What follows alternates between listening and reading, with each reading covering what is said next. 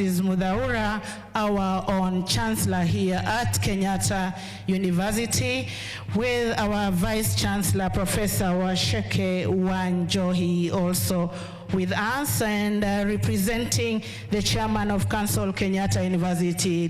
Technical team, give us some music to welcome our guests. Ladies and gentlemen, applause for them as they make way. Makofi tafadhali.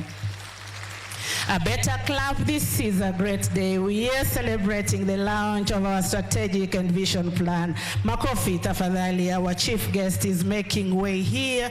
Our Chairman of Council and Chancellor is also here, our Vice Chancellor. As they take position, please let us give them another hearty clap.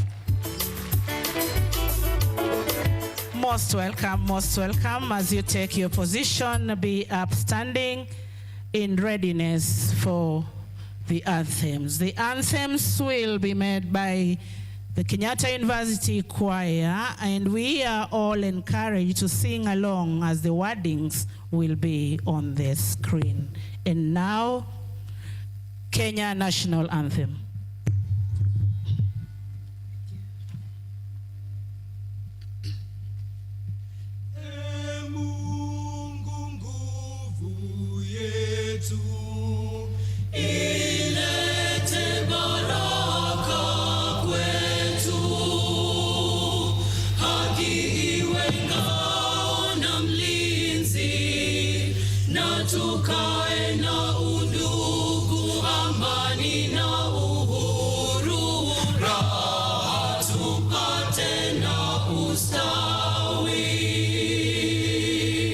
The East African Anthem.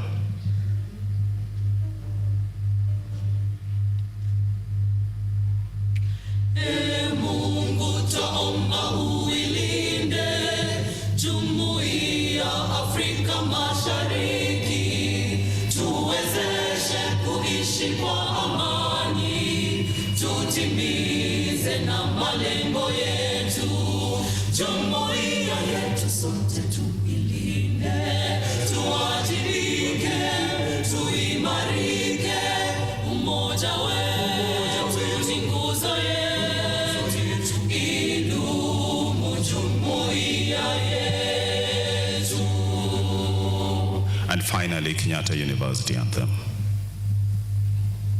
Renowned fountain, fountain of knowledge, well of learning experience, a bubbling spring of wisdom, a promise of better tomorrow. Kenyatta, oh Kenyatta, our nation's star.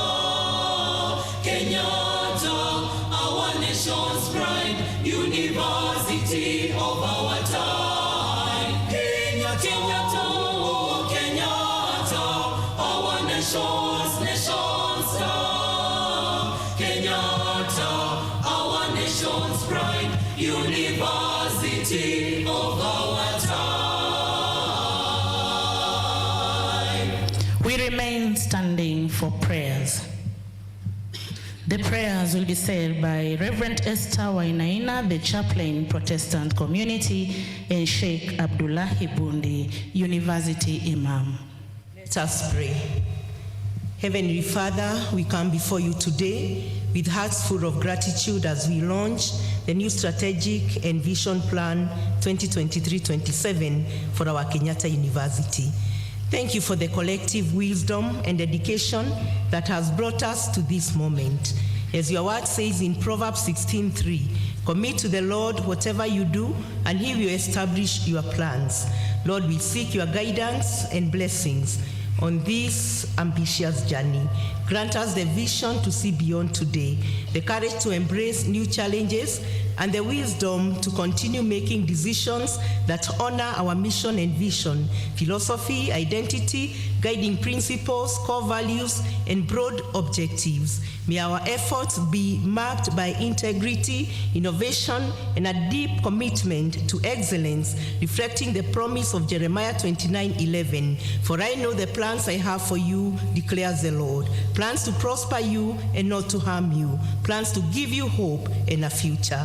Bless our Kenyatta University family, led by our dear Vice Chancellor, Professor Washeke Wanjohi. Empower to us collaboratively and support one another, being a community of learning and growth that reflects your love and truth.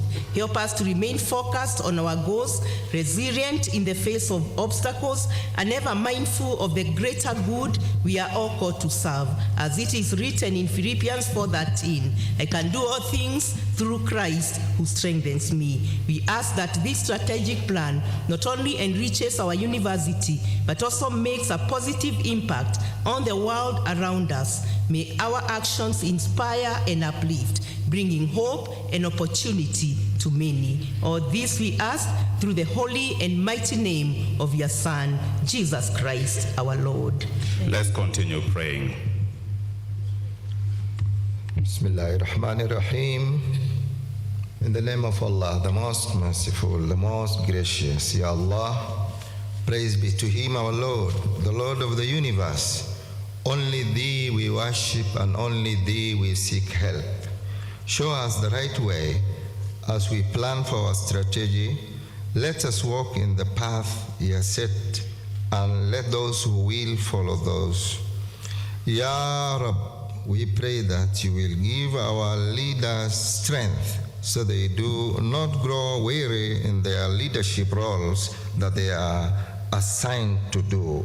Ya Mu'in, we ask You to bless our strategic plan and all those going to work or study at our institution for the coming years. Ya Hafiz, let this venue inspire us to devise strategic plans that could help improve our institution. Ya Samad, grant us a clear vision that we may be able to foresee the right resources to the demands of the future. Allahumma inna nas'aluka ilman nafi'an wa rizqan tayyiban wa amalan mutaqabbalan. Oh Allah, we ask You for beneficial knowledge, goodly provision, and acceptable deeds. Wa akhiru da'wana anil hamdulillahi rabbil alameen. Amen. Amen. Please remain standing.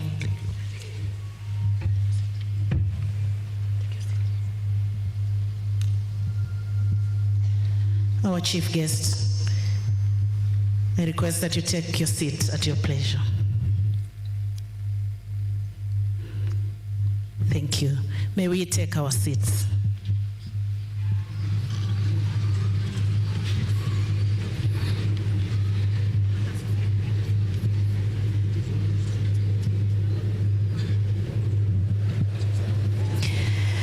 Our chief guest, Dr. Gideon Bithi Kivengea, the Assistant Director, State Department for Higher Education Research, Ministry of Education. Here representing Honorable Ezekiel Machogu, our Cabinet Secretary, Ministry of Education. Ambassador Francis Mudhaura, the Chancellor, Kenyatta University. Dr. Gatama Gichini, Member of Council of Kenyatta University, representing Dr. Ben Chumo, our Chairman of Council. Professor Washeke Wanjohi, our Vice Chancellor, Kenyatta University. Members of management here present and council members present, CEOs present, partners present, our alumni who are here present, members of staff of Kenyatta University, and students here present, invited guests, ladies and gentlemen. Good morning as we welcome you to this lounge of the Strategic and Vision Plan of Kenyatta University 2023 through 2027.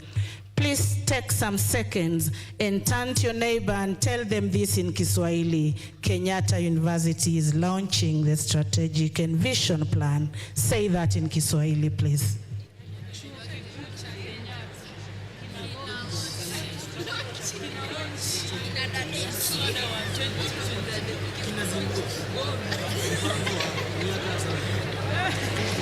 Thank you very much. If it was said correctly, then give your neighbor a handshake, please. I am convinced that our chief guest as well said it in Kiswahili. Thank you, sir. Our chief guest, now my pleasure to invite Dr. Isaiah Oyugi, the coordinator, University Entertainment. It is a moment of entertainment, and please enjoy, sir. Dr. Oyugi, please. Thank you, MC. Our chief guest, our Chancellor, our Vice Chancellor, members of the University Council, staff of Kenyatta University, all protocol observed. Good morning. Good morning once again. Thank you so much. We want to start off this event by presenting a few items of entertainment, and on stage is the Kenyatta University Students Choir. Ladies and gentlemen, you know this is the leading choir in the universities category in the Republic for many years. This is just part of them. Many of them are at home, but they've decided to come and enjoy with us this particular day. We are going to present a medley of two songs. One is a South African tongue. It is a song of thanksgiving, and it will be combined with the Tushangilie Kenya at some point, which I hope that all of us are able to enjoy and sing along with us. The conductor is Victor Magana, a student in the Department of Music and Dance, and this choir is based at the Department of Music and Dance. Let us appreciate them as they bring us their songs together.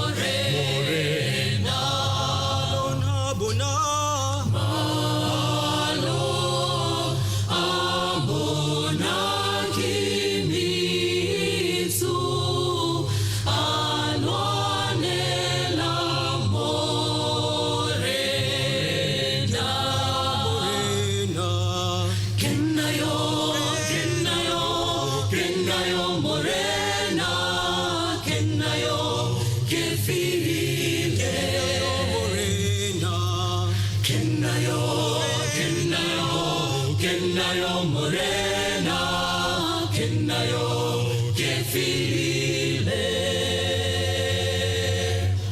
Tuishangilie Kenya, taifa letu tukufu, Kenya tunayoipenda Daima, Kenya nchi tunayoipenda daima, Kenya nchi tunayoipenda daima, twajivunia sana tukijiita wa Kenya, nchi yenye baraka daima, Kenya nchi yenye baraka daima, Kenya nchi yenye baraka daima. wenzangu, Kenya kipenzi chetu, hatutaiacha milele daima. wenzangu, Kenya kipenzi chetu, hatutaiacha milele daima. Kenya kipenzi chetu, nchi yenye upendo, hatutaacha Kenya daima na milele. Kenya kipenzi chetu, hatutaiacha milele daima. Wenzangu, Kenya Kipenzi chetu, hatutaiacha milele daima. Kenya ni mama yetu, tena ni baba yetu, hatutaacha Kenya daima na milele. Kenya kipenzi chetu, hatutaiacha milele daima. Wenzangu, Kenya kipenzi chetu, hatutaiacha milele daima. sitaiacha Kenya nchi yangu, Mimi ni mwana Kenya daima, na nikienda ng'ambo nitarudi. mimi ni mwana Kenya daima, Sitadanganywa kamwe na wageni, mimi ni mwana Kenya daima, wala sitapotoshwa na wabaya. mimi ni mwana Kenya daima, Sitasaliti Kenya nchi yangu, mimi ni mwana Kenya daima, na majirani wangu nitalinda. mimi ni mwana Kenya daima. Wenzangu, Kenya kipenzi chetu, hatutaiacha milele daima. wenzangu, Kenya kipenzi chetu, hatutaiacha milele daima. tushangilie Kenya, taifa letu tukufu, Kenya tunayoipenda Daima, Kenya nchi tunayoipenda daima, Kenya nchi tunayoipenda. daima. A round of applause for Kenyatta University Students Choir. Thank you for that presentation. Ladies and gentlemen, allow me now to invite on stage a finalist student by the name John Israel Omwai. He's going to present for us Hotuba, but themed in the event that we are having today. A round of applause for John Israel Omwai. He is attached at the Kenyatta University Radio and KUTV. Karibu.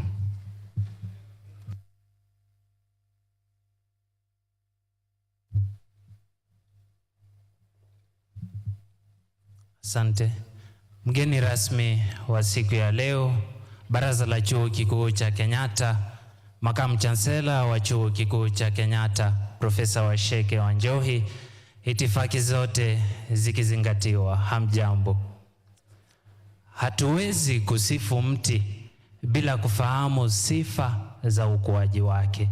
Mti huchukua jukumu la kueneza mizizi katika masafu ya udongo, na ni kutokana na juhudi hizi ambapo tunapata kusherehekea maua na matunda ya nguvu za mizizi. Inaleta raha na inafurahisha sana sisi kujumuika hapa hii leo katika hafla hii muhimu na azizi, hafla inayolenga kuzindua mipango na mikakati na ruwaza ya Chuo Kikuu cha Kenyatta kati ya mwaka 2023 2027. Hii ni hatua murwa, hii ni hatua bora, hii ni hatua ambayo inastahili kupigiwa mfano.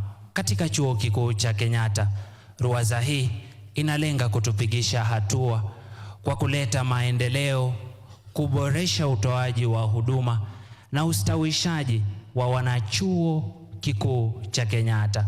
Kwa uongozi wa chuo kikuu cha Kenyatta pamoja na mamia ya watu walio humu ndani, nitatoa rai kwamba safari hii ni yetu sote. Tuungane na tushikamane katika kufanikisha ruwaza hii ya mwaka 2023-2027. Uongozi wa chuo kikuu cha Kenyatta mnastahili shukrani kwa kuwa ua la bustani la kufanikisha maendeleo ya chuo hiki, kwa kuwa nyota katika mbingu yetu, kwa kuwa chemichemi ya matumaini. Kwa kawaida nimezoea kutoa wosia kwa wanarika wangu, lakini hii leo nikapata walio hapa wananizidi, lakini wosia inamfikia yeyote yule tu. Tasema kwamba maisha ni haya haya na hayapakwi rangi, ila twastahili kuishi kwa matumaini. Tuishi kwa kutumaini kesho iliyo bora. Tuishi kwa kutumaini ya kwamba kila kitu kitakuwa shwari. Hapa chuo kikuu cha Kenyatta tuungane, tufikie maazimio yetu, tufikie malengo yetu yanayoana na ruwaza ya chuo kikuu cha Kenyatta. Matumaini ndiyo mtambo unaoendeleza maisha yetu kila siku. Matumaini ndiyo mafuta katika chombo cha usafiri. Hivyo ipo haja ya kujenga madaraja badala ya kuta. Usuli na fusuli yangu ni kwamba kuta zitatutenganisha, lakini madaraja yatatuunganisha. Je, tujenge madaraja au kuta? Kiswahili kama vazi linanisitiri yangu ngozi. Wasalamu. Wow. Haya. Tuishi kwa matumaini. Maisha hayapakwi rangi. Hayo ndio niliyasikia. Ladies and gentlemen, to end this session, allow me to invite on stage a vibrant team of dancers based at the Kenyatta University Music Department called the Rambolo Dancers. They are going to give us a mix of dances we hope you'll all enjoy. Another round of applause for Rambolo Dancers as they get onto stage.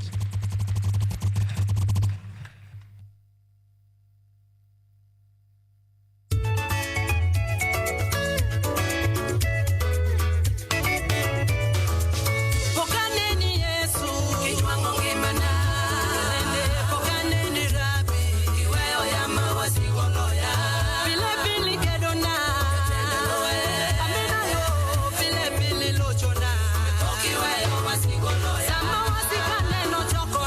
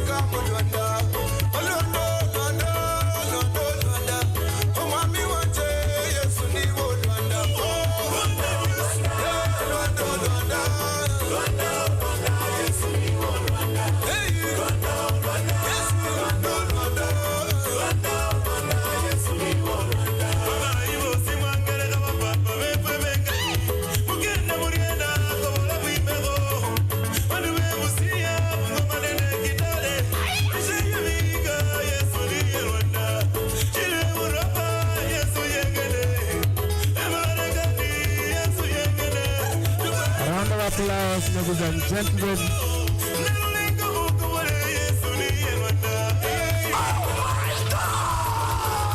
Thank you, ladies and gentlemen. Another round of applause for all our entertainers this morning as you allow me to take the program back to our MCs. Karibu. Thank you so much, Dr. Oyugi, for such a very interesting entertainment. Ladies and gentlemen, allow Dr. Nawiri to pick it up. Thank you very much for the entertainment once again. And we warn you on the last entertainment, do not try it at home. Our chief guest. Now my pleasure to invite Professor Caroline Thorua, our DVC Research, Innovation and Outreach. She is stepping in for Professor James Kungu, the acting DVC academic who has had to step out for an urgent meeting. Let's appreciate Professor as she takes the podium. Dr. Gideon Bithi Kivenga, representing Honorable Machogu, Cabinet Secretary, Ministry of Education, Ambassador Dr. Francis Mudhaura, Chancellor, Kenyatta University, Dr. Gatama Gishini, representing Dr. Ben Jumo, Chairman of Council, Kenyatta University, Professor Washeke Wanjohi, Acting Vice Chancellor, Kenyatta University, distinguished ladies and gentlemen, good morning. It is with great pleasure and honor that I welcome all of you to the launch of Kenyatta University's strategic plan. Today marks a significant milestone in our journey towards excellence in education. Together with stakeholders, we have been developing our strategic plan, and it has gone through a journey of development, and therefore we're really delighted to gather here this morning to launch this strategic plan for Kenyatta University. We thank you all for being here this morning and for participating and celebrating with us. And therefore, it's just to welcome each and every single one of us to this occasion today. Thank you. Thank you, Professor Thorua, for the welcome remarks. And now it is my pleasure to invite Dr. David Mudhaka, the Deputy Commission Secretary, Planning, Research and Innovation, representing Professor Mike Kuria, the Secretary Commission for University Education. You're welcome, sir. Let's appreciate him as he comes on board.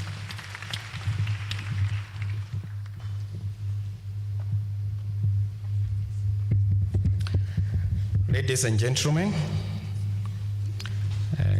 receive apologies from the CEO, Commission for University Education, who would have wanted to be with us today. He is coordinating another function on teacher education programs in readiness for admission of student teachers in September. So I'll be reading a speech on his behalf. My name, as said, is Dr. David Mudhaka, who deputizes the CEO at CUE. I'm in charge of planning, research, and innovation. The Chancellor, Kenyatta University, Ambassador Francis Mudhaura, Dr. Gideon Bithi Kivenga, representing the Cabinet Secretary, Ministry of Education, Dr. Gatama Gishini, representing the Chairman of Kenyatta University Council, members of Kenyatta University Council, the Acting Vice Chancellor, Professor Washeke Wanjohi, members of the Kenyatta University Management Board and the Senate present, Kenyatta University staff and students present, invited guests, ladies and gentlemen, all protocols observed. Good morning. It is an immense honor and privilege to stand before you today, representing Kenyatta University's many and diverse partners and collaborators that include regulators, suppliers, research funders, donors, and many others as we gather to celebrate a significant milestone in Kenyatta University's journey, the launch of the Kenyatta University Strategic Plan and Vision Plan for 2023-2027. On behalf of all of us, Kenyatta University partners, I congratulate the university for developing such a comprehensive and visionary strategic plan. This document not only charts a clear course for the future of Kenyatta University, but also encapsulates the university's commitment to excellence, innovation, and societal impact. It is a testament to the university's dedication to fostering an environment where academic and research excellence thrives, and where students and faculty endeavor to impact society positively. Ladies and gentlemen, crafting a strategic plan of this magnitude is no small feat. It requires meticulous planning, robust stakeholder engagement, and a deep understanding of the ever-evolving education landscape. I'm informed that the university reached out to many of us partners during the stakeholder engagement phase in the plan development process. We therefore associate ourselves fully with the aspirations the plan has embraced. As partners of Kenyatta University, we are privileged and proud of the role we play in enabling this great university, characterized by an unwavering resolve to remain at the forefront of university education and research in Kenya, in the region, and indeed in the world. And at this juncture, ladies and gentlemen, allow me to extend our deepest appreciation to the exemplary leadership of Kenyatta University, to the Chancellor, whose vision and guidance continues to inspire, to the University Council and its chairman, whose strategic oversight has been pivotal, to the Vice Chancellor, whose dynamic leadership and commitment to academic excellence are truly commendable, and to the entire University Management Board and the technical team, whose hard work and dedication have been instrumental in bringing this strategic plan to fruition. Thank you all. Your collective efforts have laid a solid foundation upon which the future of Kenyatta University will be built. On behalf of the diverse Kenyatta University partners and collaborators, and on behalf of the Commission for University Education, the institution that I lead, I want to assure the university of our resolve to support as the university works towards ensuring that the ambitious goals and objectives outlined in this plan are realized. We recognize that the path to achieving these goals will require sustainable effort, collaborative partnerships, and a shared vision of excellence.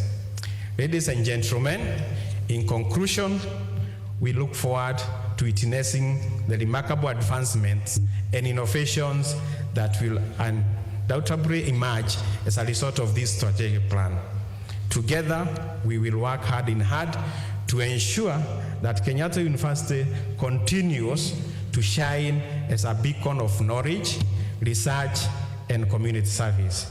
Thank you, and congratulations once again on this momentous achievement.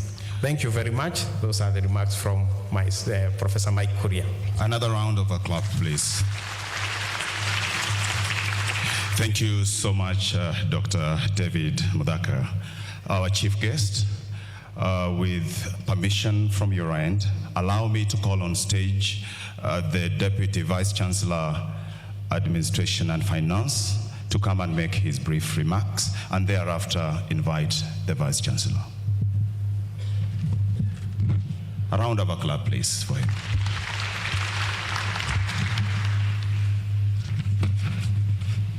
Chief guests represented here, Chancellor of the University, Chairman of the Council, represented, Vice Chancellor of the University. Good morning, everybody.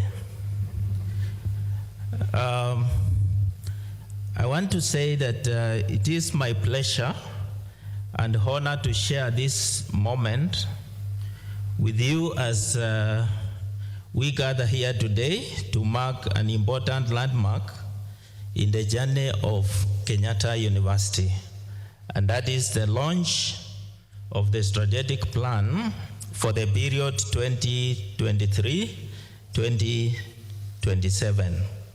I am extremely excited on this occasion and wish to point out that we already have early signs of success. Our focus continues being the best that we can be in delivering world-class research, outstanding teaching, and first-class student experience. During the development of this plan, the committee held extensive engagement with key stakeholders to ensure we capture and meet the needs of our diverse stakeholders. The plan identifies 5 strategic issues to be addressed through deliverables in 22 key results areas. The plan has clearly formulated strategic objectives, strategies, and activities. The plan will ensure delivery of exemplary teaching and learning activities and services while addressing various areas necessary for organizational growth and transformation, such as digitalization, a vibrant innovation and commercialization ecosystem. It is people-focused. Sustainability is also assured, and research and community service are well captured in the plan. The strategies will foster a culture of practice of innovation and commercialization, enhance our responsiveness as a university while operating in a people-centric framework enabled through digitalization. The plan will accelerate the university progress to global status. It will help us to build adaptive, responsive, and socially entrepreneurial university driven by impactful research and strong strategic partnerships. The plan addresses the realities of the dynamic environment in Kenya's higher education sector. Its design pays close attention to the political, economic, social, technological advancements, legal and ethical factors that influence the performance of this university. We are confident the plan will enable us to contribute as expected to the well-being of the local community, the counties, the country as a whole, as well as the regional and international development agenda. As I conclude, I wish to point out that successful implementation of this strategic plan will require mobilization of adequate financial as well as human resources. High-level coordination is also required.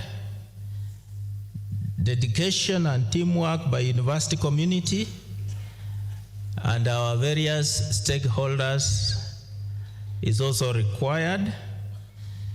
And the management looks forward to working closely with the University Council and all stakeholders for successful implementation of this plan. With those few remarks, I wish to invite the Vice Chancellor to make her remarks. Let's applaud the Vice Chancellor as she comes.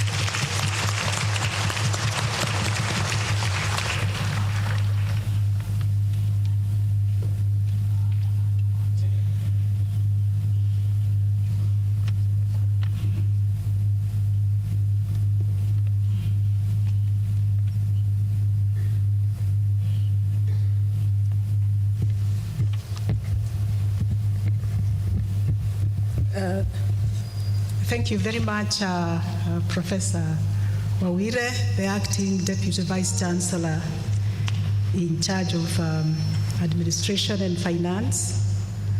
And allow me, our chief guest, to acknowledge the guests who have joined us today to celebrate with us the launch of our Strategic Plan 2023-2027. I want to start by acknowledging Dr. Gideon Bithi, the Assistant Director, State Department for Higher Education and Research, Ministry of Education, representing Honorable Dr. Ezekiel Machogu, who is our Cabinet Secretary in charge of Ministry of Education. I also want to acknowledge the presence of Ambassador Dr. Francis Mudaura, the Chancellor of Kenyatta University, and I dare say this great university. I also want to acknowledge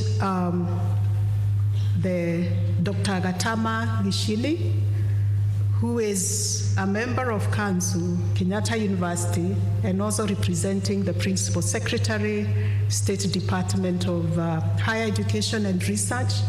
But in this meeting, he is representing the Chairman of Council, Dr. Ben Chumo, who is the Chairman of Kenyatta University Council. I also want to appreciate Dr. David Mudhaka, who has already spoken on behalf of our partners and collaborators. He is the Deputy Commission Secretary, Planning, Research and Innovation. And in this meeting, he is representing Professor Mike Kuria, the Secretary, Commission for University Education. We have also many other guests who did honor our invitation, and we want to acknowledge our Chairman of Council, Mr. Wero Masharia, who is here with us. We also want to acknowledge Dr. John Nyangina, who is a Chief Economist, and represented in this meeting by Ms. Julia Chepkieng. We also have Professor Dixon Andala, the Chief Executive Officer, National Research Fund. We also have Mr. Simon Mubishi, who is representing Mrs. Esther Ngare, the Managing Director and Council Secretary of Kenya Bureau of Standards. We also have Dr.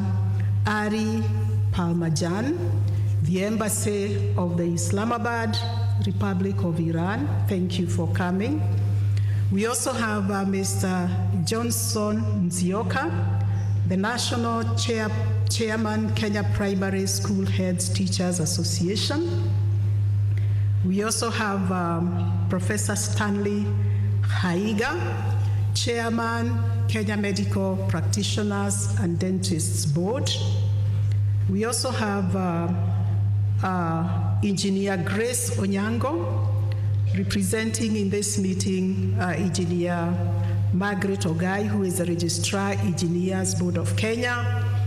We also have Dr. Isaac Chome, who is the Deputy Chief of Party, USAID Hero Project. We have Mr. Charles Dongo, who is the head teacher, Kenyatta University Primary School. We also have Ling Cheng, director, China Square.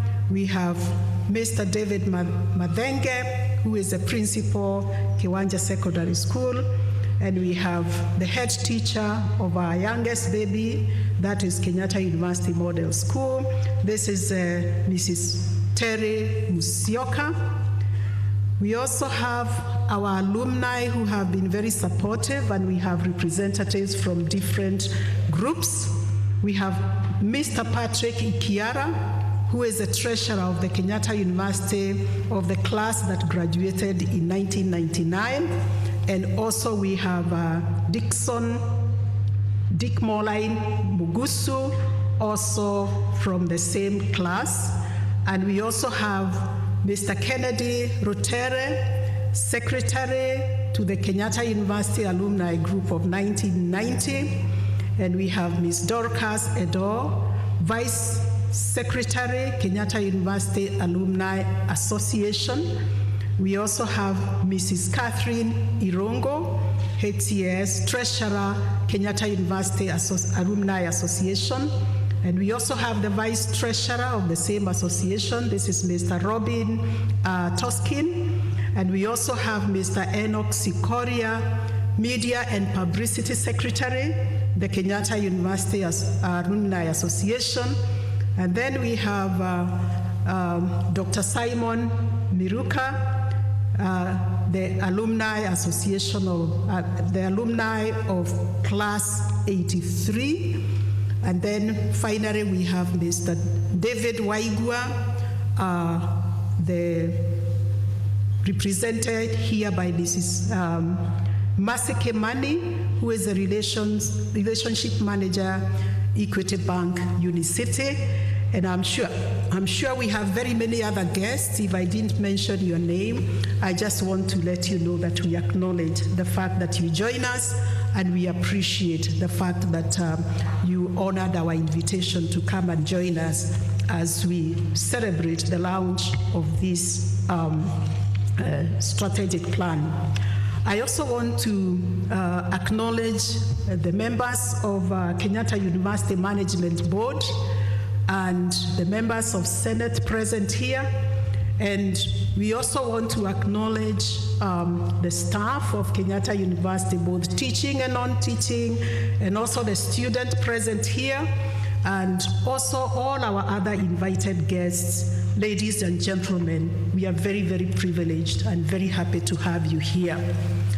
This is a very unique occasion that we are holding today in two respects, that we are not only launching our strategic plan, but it is also my first meeting as the acting Vice Chancellor to meet with members of this great university, the members of staff and students. And so I'll just make a few remarks that touches on that before I go to my speech. And one of the things that I would like to say is a matter that touches on all of us.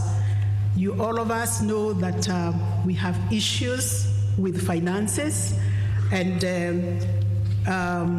particularly we are not able as a university to remit our statutory deductions, and particularly KRA, that is the pay and pension, and that actually contribute to over 87% of our pending bills. And so what we are able to process, when we process salaries, we are only able to process the net. And this, of course, has been occasioned by reduced capitation by government and many other challenges that we have faced since 2016 that has largely contributed to our financial situation. And you will notice that since October last year, we have been receiving our capitation late, and that is why we have not been able to process your salaries on time. This month, we actually received the capitation on the 17th. But colleagues, members of staff, I'm hopeful, and we are hopeful, that when the new funding model is fully implemented and takes off, we'll be able to get out of this quagmire. And in the interim, I'll request for your understanding, and we work together as a university.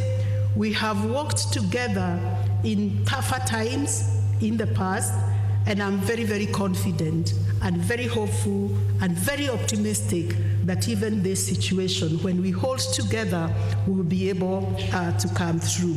As you are aware, we have only had the first cohort under the new funding model. They have just finalized their first year. We are hoping in September that we will get, of course, the second cohort under the new funding model, and we are very, very hopeful that things will start looking up. And I'm also aware that there are issues that touches on change of terms, promotions, and other matters that relate to staff. I want to assure you that together with my management and with the support of council, we are looking into all those matters, and I have already requested for a schedule so that we can finalize, start dealing with promotion matters, we can start dealing with issues of change of terms, of course within the policy and also within the financial parameters that we work in. Also the issue of CBA, already I am aware KUSU has been invited to kind of kickstart the negotiation, and we will be able, like I said, to deal with these matters and handle these matters when we work together, because all of you have invested very, very heavily in this university, and I say invested yourself, and so we will continue to work together to make sure that these matters are addressed. And so I appreciate your patience so far, and we continue to appreciate your patience as management as we handle these matters. Thank you very much. And I'll come to the part 2 of my presentation that touches now on the strategic plan. I want to say that it is with great pride that we all gather here today to mark a significant milestone in the journey of Kenyatta University.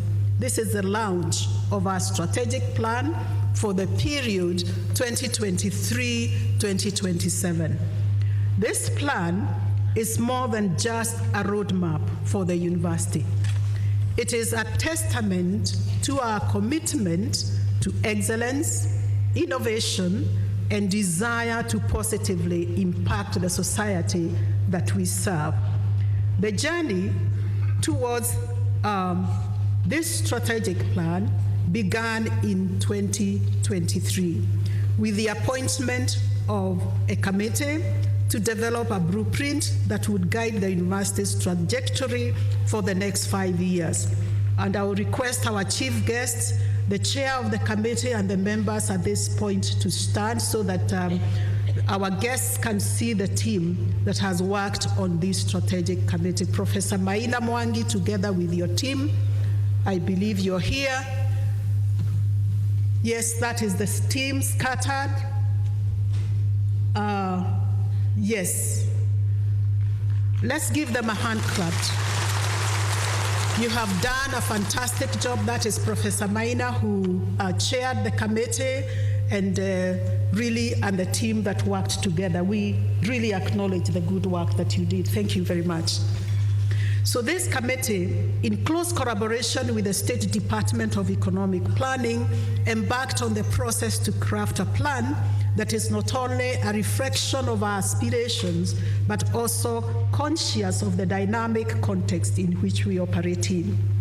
Ladies and gentlemen, the strategic plan that we launched today is a result of wide consultation with stakeholders, as well as an in-depth analysis of the threats and the opportunities that we face.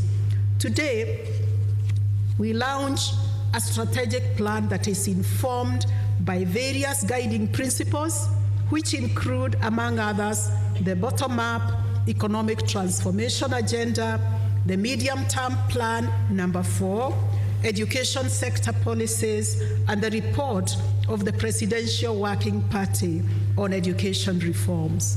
Further, Kenyatta University Strategic Plan 2023-2027 draws inspiration from national and international frameworks such as the Sustainable Development Goals, the African Union Agenda 2063, the East African Vision 2050, the Constitution of Kenya, and of course our Kenya Vision 2030. This strategic plan represents our collective desire as Kenyatta University for transformation as we navigate the complexities of a modern world. We recognize that the challenges we face are immense.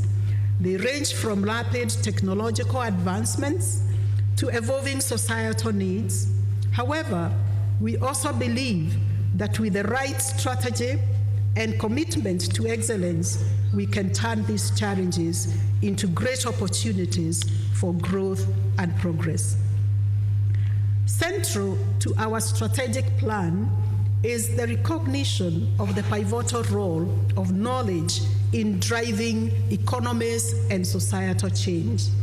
As a university, we are not just providers of education, we are creators and disseminators of knowledge that will shape the future of not only our nation, but also our world. Our strategic plan outlines ambitious goals to enhance research and innovation, strengthen the academic programs, and foster a culture of lifelong learning among our students and faculty. To this end, ladies and gentlemen, this strategic plan reaffirms our unwavering commitment to academic excellence. Kenyatta University has long been synonymous with quality education, and that is something that we are not willing to compromise in spite of the current challenges. This plan spells out the strategies we will implement to uphold and enhance our academic standards across all disciplines through innovative teaching methodologies, closer collaboration with industry, cutting-edge research, and robust student support systems. We aim to nurture the intellect and talents of our students and empower them to become the leaders and the change makers in their respective fields. Equally important, ladies and gentlemen, is our commitment to research and innovation. As a premier research institution, Kenyatta University plays a pivotal role in driving forward the frontiers of knowledge and innovation.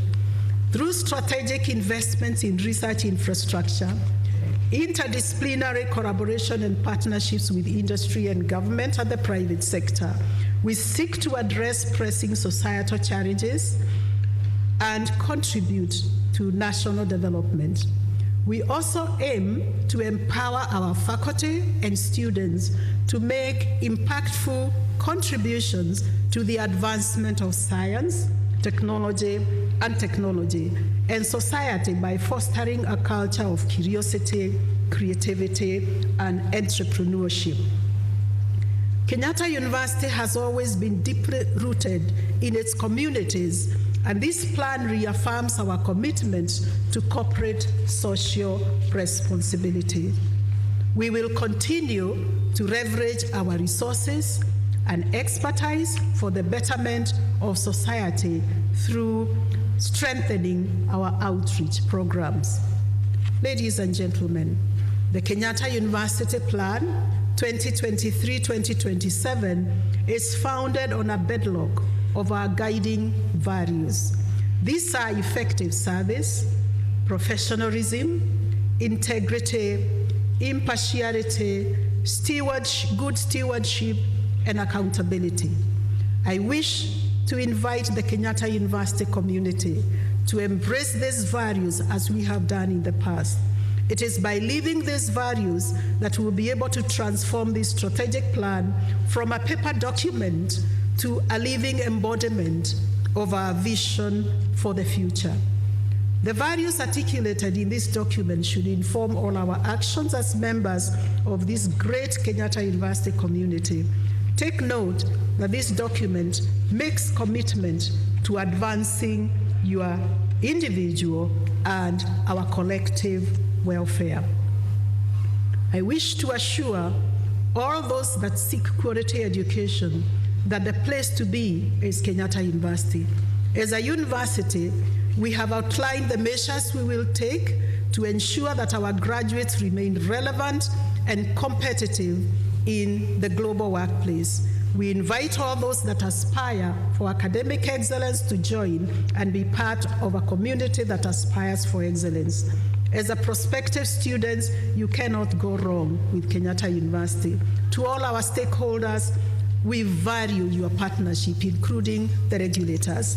I take this opportunity to extend my heartfelt gratitude to all those who contributed to this endeavor, as I had said earlier, and we really do appreciate the work that was done by the team.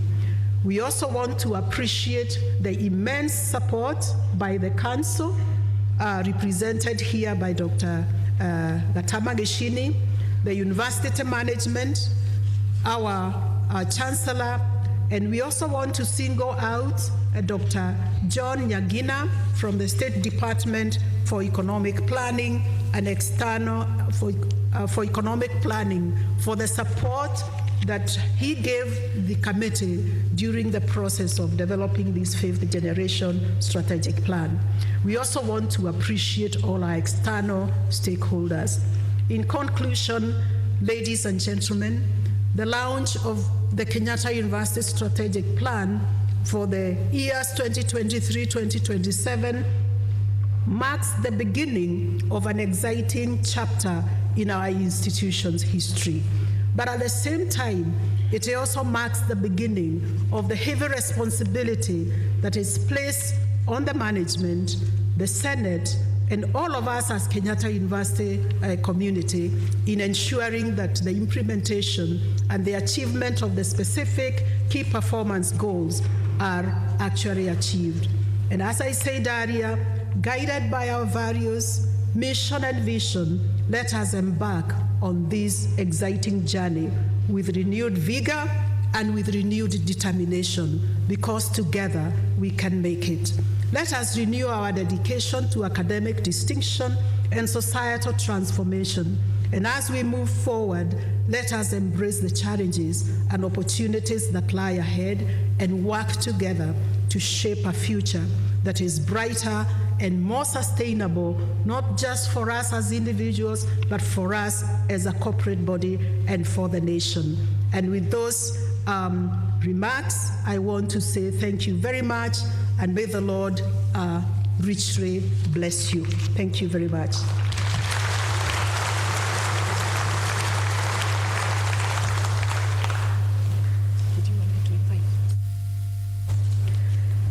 It is now my singular pleasure to invite Dr. Gatama Geshini, who is representing Dr. Ben Chumo, Chairman of Council Kenyatta University, to come and make his remarks. Thank you.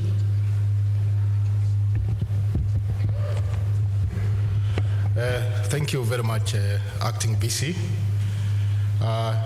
Chief guest, our Chancellor, all protocol observed, please accept the apology of our able chair, who is involved in another very official engagement, and that is why I'm standing in for him. I'll straight away go to his speech.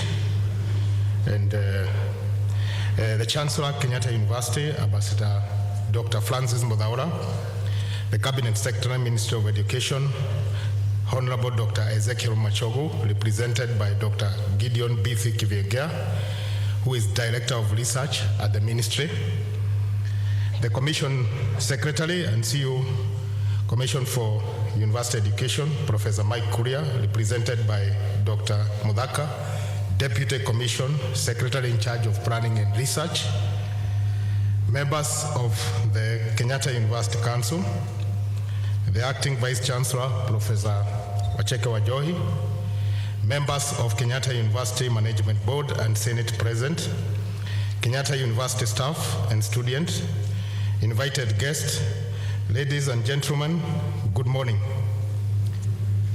It is with immense joy that I rise to address you today on this occasion as we map out ourselves as beacons that shall act as guiding lights to the remit of our journey as a university. Indeed, a university is a living organism that reinvents itself across different times and realities. As an institution, we owe it to ourselves to take a pause and reflect on the road we have chosen and walked over the last 5 years. To do so, we will need to ask ourselves, 1, are we really on the right path? How can we make this journey lighter or enjoyable or smoother? Notably, the above questions place on our shoulders the duty to choose the best options that will spur development, prosperity, financial health for our esteemed institution. In this regard, Kenyatta University Strategic Plan 2023-2027, which we launched today, is such a critical pointer in the right direction. As the University Council, we are committed to ensuring that the road we take makes adequate provision for the welfare of staff and students. It is a road that will allow us, all of us, to thrive and achieve our full potential. In short, Kenyatta University ought to take a road that allows our personal growth alongside the institutional growth. Therefore, as a council, we are elated to present to you this roadmap that has been developed by a dedicated team of officers of this university. Indeed, the team has done a sterling job in crafting this roadmap, and as a council, we appreciate their effort. We salute them in a special way for their foresight. We are also very pleased with this plan, as it takes care of most of silent issues that a university ought to lay emphasis on. Ladies and gentlemen, allow me to emphasize that one of the key focus areas of this strategic plan is the mainstreaming of technology as a driver for growth and sustainability. The Council supports this kind of thinking as it thrusts Kenyatta University into the limelight of the 21st century universities. Placing technology at the heart of its operation will enable Kenyatta University to harness the benefits of digital superhighway, while at the same time maintaining the core values of hard work and diligence that have been the cornerstone of its operation. Again, I wish to highlight that as a council, we are very happy that the university has chosen to prioritize and mainstream health and well-being of staff and students. In this age where we are seeing increased incidences of mental health-related conditions, we are happy that this roadmap provides an avenue for the university to support and enhance mental well-being of its staff and students. It is important that we do more to support our young people as they navigate through their formative stages of life. As a council, we are pleased that the university management has a clear plan to address alcohol and drug abuse to prevent gender-based violence in our university. We are equally pleased to note the plans envisaged to support staff to create a balance between work and life. Last but not least, ladies and gentlemen, the Kenyatta University Council will continue to diligently discharge its mandate of providing policy guidance in a manner that will place Kenyatta University on the pedestal of efficiency, excellence, which are the key mantras and indeed the hallmark of the institution that is progress-minded. To ensure successful implementation of this strategic plan, the Council commits to provide necessary leadership and support, including adequate human, financial, and other resources, and of course the oversight. We sincerely thank the Vice Chancellor and KU management team for providing this vision and steering the process of crafting new strategic plan effectively. It is now time all of us to join hands and ensure that we achieve this vision within the set timelines. Thank you.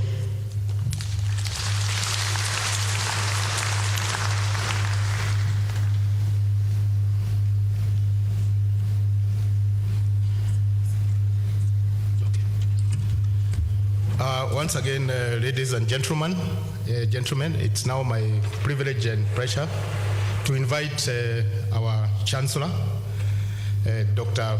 Francis Mudaula, Ambassador, to make his remarks. Thank you.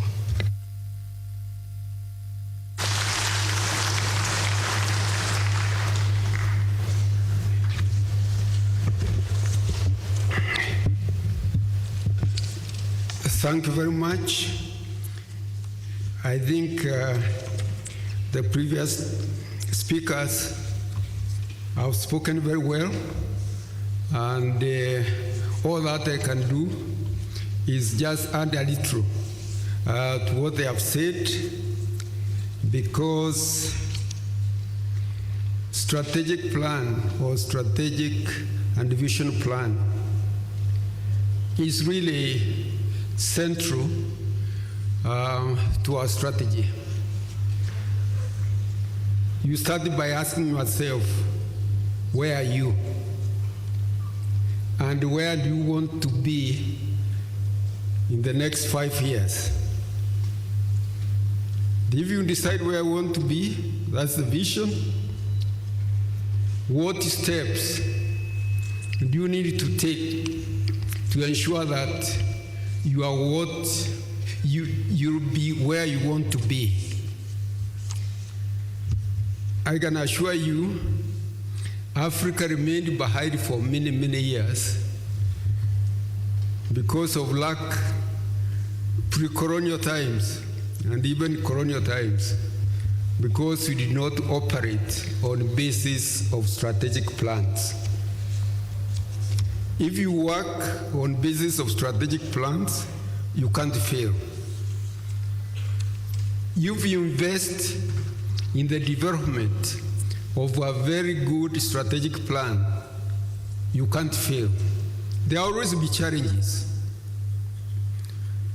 but through the investment into strategic planning, you always find your way around those challenges, to overcome the challenges, and indefinitely reach where you want to be.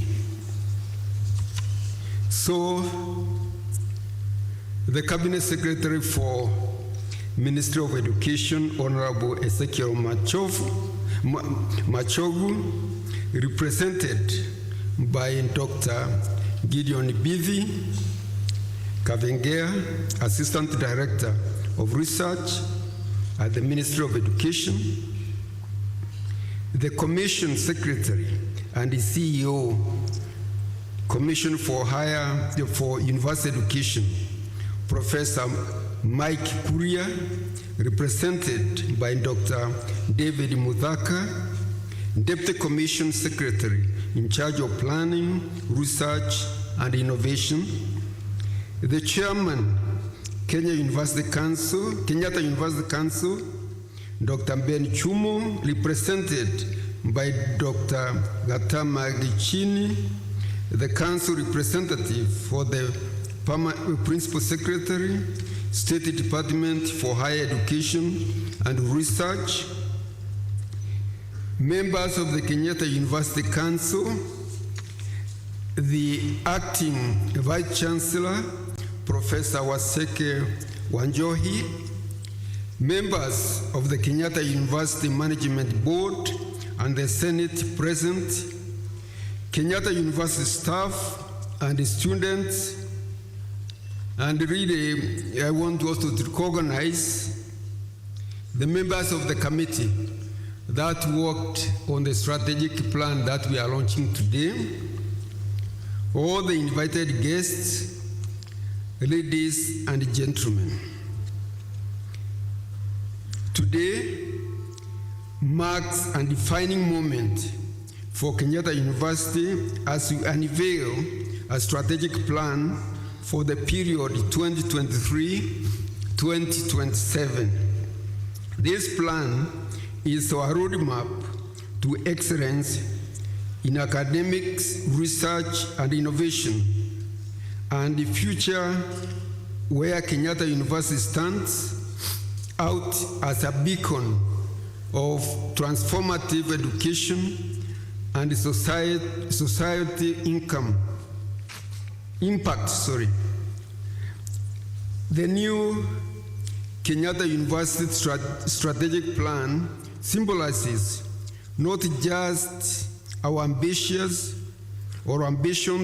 but also a commitment to embark on a journey leading to impactful change both to us and the communities that we serve. Underpinning our strategy is the wisdom of Michael Porter, who reminds us that the essence of strategy is making deliberate choices that make us to stand out. Our choice is unambiguous: to distinguish Kenyatta University by fostering a culture of creativity, entrepreneurship, and the creation of impactful knowledge that transcends boundaries. With this launch of the strategic plan, we reaffirm our dedication to creating an environment where diversity is celebrated and equity is paramount. Indeed, this strategic plan puts our students at the center of our activities. The plan puts focus on the needs and expectations of our students and is set to produce graduates who are globally competitive. Our aim is to provide inclusive education to our students, and therefore we pledge our support to individuals living with disability, minority groups, and other marginalized communities. This goal underscores our belief in the power of education to foster inclusivity. I would like to point out that gender balance and equal opportunities are not mere ideals, but principles that this strategic plan effectively integrates into every facet of university life. Ladies and gentlemen, the KU 2023-2027 strategic plan is designed for empowerment. Through effective dissemination of knowledge and research findings, we aim to contribute to the making of an informed society and provide solutions towards pressing problems. The strategies we have proposed are aimed at developing critical thinkers, innovators, and entrepreneurs who will thrive in rapidly changing world. As you are all aware, Kenyatta University champions lifelong learning as a cornerstone of personal and professional development.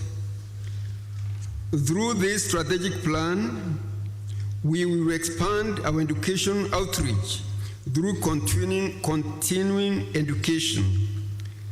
These programs are at the core of our commitment to enriching the scientific, cultural, and social fabric of our society as we meet the needs of the diverse types of students and clients that we serve.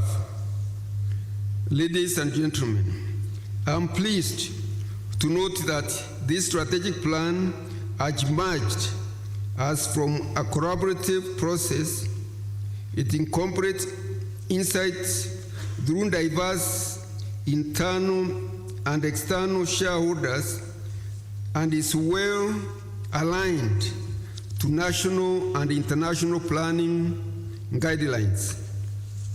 As we embark on this ambitious journey, I wish to call upon the entire Kenyatta University family, staff, students, parents, and partners to embrace and support the implementation of this strategic vision. Your support, ideas, and energy are vital as we work together to make a significant impact on our society. My heartfelt thanks go to everyone who contributed to the development of this plan. Your dedication has set us on a path towards remarkable achievements. Let us move forward with a reasonable resolve to turn our shared vision into reality. We can be confident in our capacity to transform higher education and impact life for generations to come. And really, I want to say here that when we talk of the development of our nation, when we want to put our country up there to be one of the leading countries, not only in Africa, but globally, how do you do it? It's through the strategy, it's through the investment into the institution such as the one we have here today. It's by challenging our students, by challenging our professors with the tasks. Once they overcome those tasks, they put our country at a higher level. And somehow we have been given very special brains by God. God gave us very special brains. They have no limit. A brain can do wonders depending on how you apply, how you challenge the brain, how you develop it. So there's no limitation. In conclusion, I extend my best wishes to Kenya University family as we embark on the implementation of our strategic plan 2023-2027. I'm confident that as we have done in the past and collectively, we will meet the challenges ahead, united in our efforts and supported by our staff, students, community, well-wishers, and stakeholders who will secure a good future for Kenyatta University. It is now my humble duty to invite Dr. Kavengea to give his remarks, not just remarks, to give us the policy direction on behalf of the CS Education, the Honorable Ezekiel Machogu. I thank you.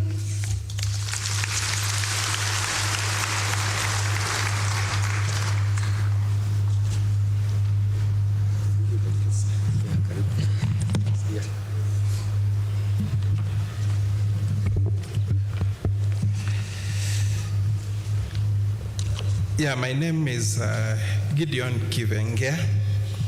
I'm a director of research in the Ministry of Education. And I'll start by first of all passing apologies for my bosses, the CS and the PS would have wished to be with you today, but due to other engagements, they could not make it. So my work today is to read the speech for our cabinet secretary.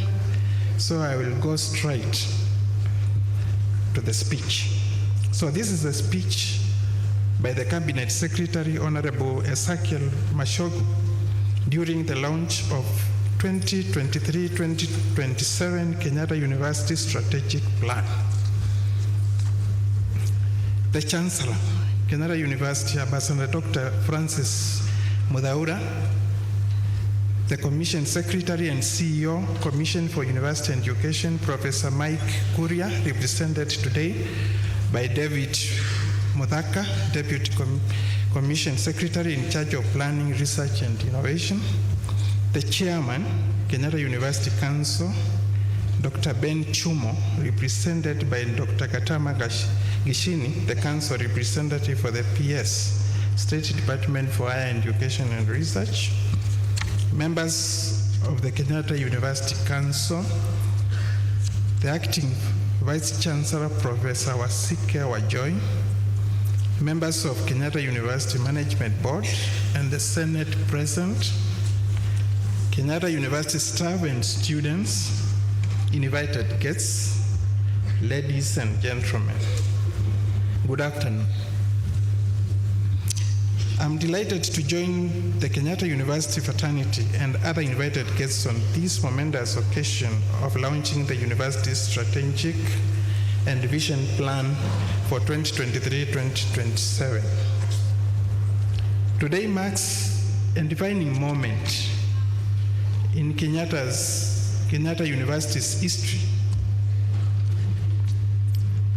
and I am pleased to witness the university reviewing our commitment to the pursuit of excellence and acknowledging the transformational power of education. This commendable aspiration is aptly covered in the university's motto, which reads, transforming higher education and enhancing lives. Ladies and gentlemen, I have been briefed that this strategic and vision plan is anchored on 5 pillars, namely quality teaching, second, research and innovation, third, institutional resources and capacity, fourth, customer focus, and fifth, mainstreaming pertinent and contemporary issues. As we gather here to celebrate the university's achievement this far and chart out the future pathways being guided by the 5 strategic issues, we must remain conscious of the challenges within which the university is operating, within the university's operating environments. First of all, I wish to assure you that the Ministry of Education is aware that Kenyatta University, as is the case for other public universities, is operating in difficult times.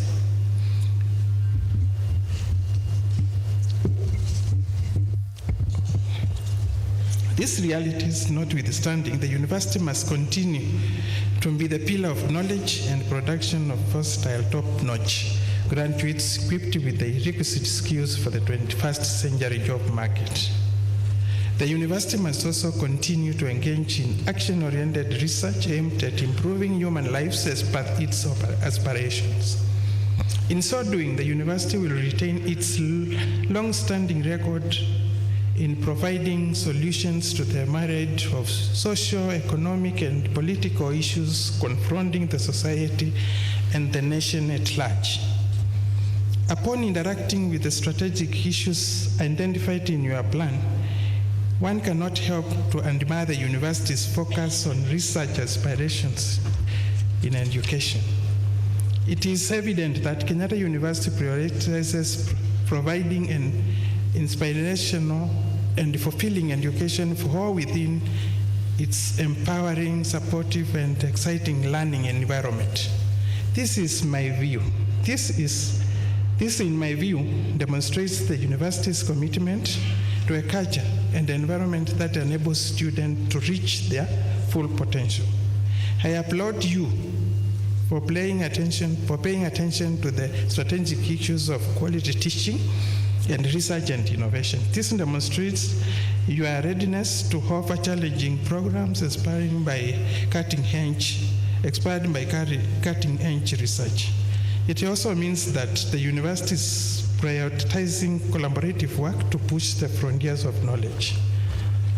This is consistent with the guiding principles of the philosophy of education that emphasizes learning that is engaging, experimental, collaborative, practical, and meaningful. In view of the visionary strategic plan, I urge Kenyatta University not to lose sight of fostering research that integrates multiple disciplines. I challenge the university to disseminate and optimize the impact of your research and ensure it achieves positive change in the community and society as a whole. The launch of this strategic plan paves way for its implementation. I call upon the university to pursue its priority strategic areas in a manner that is responsive and aligned with the government's bottom-up economic transformation agenda. The better seeks to put into place mechanisms for effective and efficient public service delivery, create opportunities and improve living standards to guarantee inclusivity and ensure no one is left behind in socio-economic development. In conclusion, I encourage the university community and diverse stakeholders to aim high as we implement this strategic plan. I equally urge Kenyatta University Council, the university management, faculty, staff, and students to sustain the spirit of innovation and equity that characterizes Kenyatta University. With these remarks, it's my honor and privilege to declare the Kenyatta University Strategic Plan 2023-2024 officially launched. Thank you. An applause for the chief guest as he declares the strategic plan officially launched. Sir, we request you to be up still on podium. We have a strategy on how you will launch this. And therefore, to help the chief guest launch the strategic plan, allow me to call four eminent persons that we have. With deep respect, allow me to call the Chancellor of Kenyatta University to remain standing with a lot of humility. Thank you. Just stay there, sir. Also, the chair of the council representative, may I request that you stand and just stay there. And the vice chancellor as well, kindly just stand up. And finally, Dr. David Mudhaka, representing the QE, just stay standing. Let us give them a hand of applause for taking the first instructions. That is our first strategy, sir. Our next strategy, our chief guest, is to request the team that will support you to come up here on stage in style, and you will receive them in style. How you do it is up to you, but we will give you a small hint and guide, and please enjoy the music, follow the beat, follow the movement, and please be up coming to stage. Thank you, karibu sana. Na sisi wote tusimame sasa. Let us be upstanding and enjoy the music.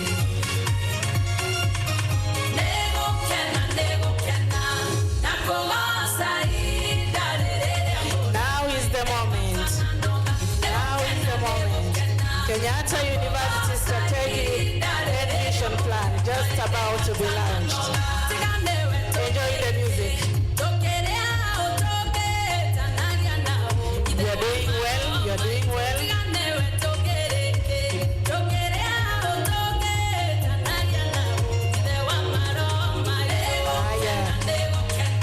What you can't try, don't try. What you can't try, don't try.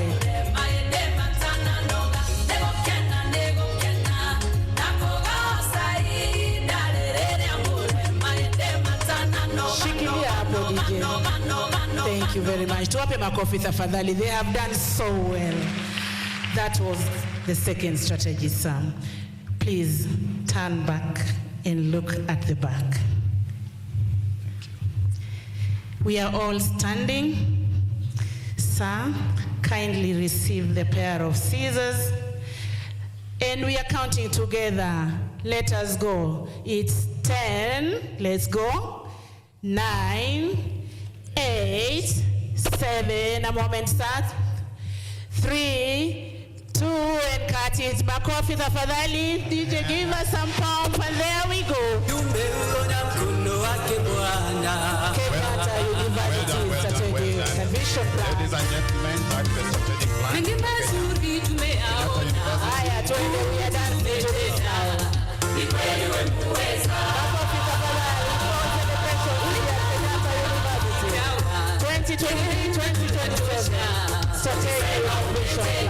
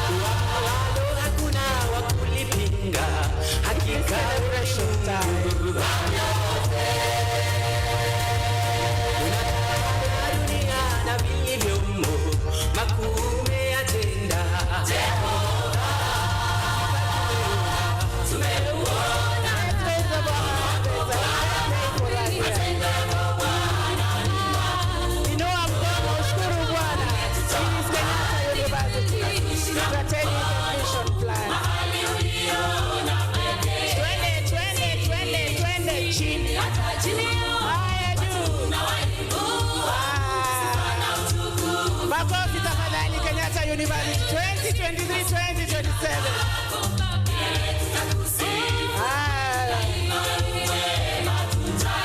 Inua mkono tena. Tumeuona Baba. Tumeona matendo yako Bwana. Umetutoa mbali. Twende chini chini chini chini chini chini chini. Haya juu sasa. Hiyo ni Kenyatta University. Asante. Very good. Usiketi chini. Usiketi chini. Sasa ndio mambo. 23-27 Kenyatta University Strategic and Vision Plan. It's all smiles here. Madam Vice Chancellor, I have seen the very last of your teeth. Really happy. And ladies and gentlemen, the strategic plan that we are launching today has 5 and 6 different aspects, and the core values include effective service, professionalism, integrity, impartiality, stewardship, and accountability. And key strategic issues that we are launching today are also 5. One is the quality training, excellence in research and innovation, institutional resources and capacity, and of course, customer focus, and finally, pertinent issues and contemporary issues. And now we request our guests here on the podium to sign to these strategic issues. Sir, please have your way. And we are going to have the signatures on the strategic plan. Our chief guest first. Vice Chancellor, please follow. The Chancellor. Thank you very much. Let's give him an applause as he takes the signatures. Thank you. Nata wewe sign kwa roho yako as a Kenyatta University. Please sign kwa roho yako. Left hand, right hand. Sign, let's sign it. It's Kenyatta University Strategic and Vision Plan. It has been unveiled. Tuko na mpango sasa. We are going to operate on a strategic and vision plan. They are taking their signatures. Makofi kwa Vice Chancellor as she signs. Thank you. Na umeimaliza vizuri sana, madam. And finally, the signature from Q. On behalf of all partners, makofi pia tafadhali. Thank you very much. Our next strategy is the Vice Chancellor will hand over the strategic plan booklet to the 4 members of the high table. First receiving is our chief guest. Let's appreciate the Madam Vice Chancellor as she hands over the book. And taking a photo. It's all smiles. Thank you very much. Yes, the strategy. Even the photographer is taking these photos with strategic position. Yes. Ikibidi, you can also kneel, photographer, no problem. Next to receive is our Chancellor. Makofi kwa Ambassador Mudhaura. Yes, and gave us words of wisdom receiving the booklet. Thank you very much. And next is our council. Yes, representing the chair of council, receiving the booklet as well. Let's appreciate him as well. Thank you very much. And finally, we have Q receiving the booklet on behalf of partners. Let's appreciate him as well. Thank you very much. And on behalf of us all, our Vice Chancellor is also holding a booklet on behalf of the entire Kenyatta University community. And this is for all of you. Madam, please raise this up. Madam Vice Chancellor, please raise the book up. And this is for the entire Kenyatta University community. Makofi tafadhali as you receive it. Oh yes, music please as we dance to this moment. Okay, I will request you to move around it so everyone can see this. Please, let's just take a motion. Let's show the world. Move around the stage. Music is playing on your background. That is what we have. Makofi tafadhali. Ukiiona umepokea. Ukiiona umepokea. Kama hujaiona uinua mkono. We shall bring it there to you. Ukiiona umepokea.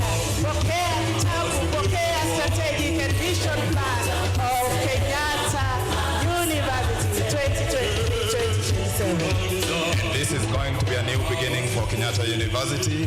This is the strategy that is going to cover us for the next 5 years from 2023 to 2027, and we'll be taking care of all the divisions, the 3 of them that we have at Kenyatta University. And now we want to take the photo. Once again, let's pause. We have a very beautiful background there. Our cameraman. Yes. Positioning. BC at the middle. Okay, thank you.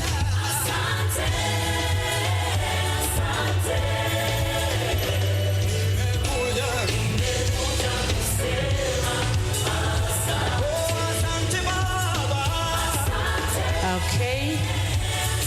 With our beautiful background, with a launched booklet over several pages, many pages. We will be reading it starting today in depth to understand it. Until I see the photographer smile, I cannot be sure that oh good, it's well taken. Thank you very much. CA, please take the booklets for us. And music, please, as we get to the next level. It's all celebrations here. And we are now moving our chief guest to the next station. Our chief guest, we are kindly moving you to the next position. That is the next strategy. So karibuni sana, moving to the gate as I invite Dr. Lucy Ogola on stage. Yeah, now we are moving to cake cutting, and we are also doing this with the strategy.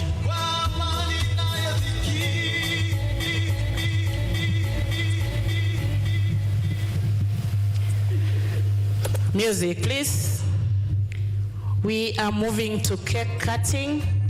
We would like to position this very well so that each one of you can have a good view of it, a good feel of it, and a good taste of it.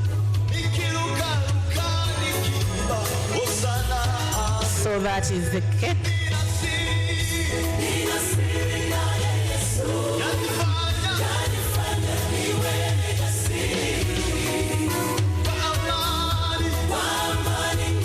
Yes, we are setting up for cake cutting. We are being backed up by very good wordings inatufanya tuwe jasiri. That is Kenyatta University for you. Professor, what is this about the strategic plan? This is very interesting, ladies and gentlemen, because this cake is prepared by our own chefs of Kenyatta University. Dr. Lucy. Now we do the celebration with something to share, something to bite. A cake baked by a KU team, the KU Coffee House and Bakery.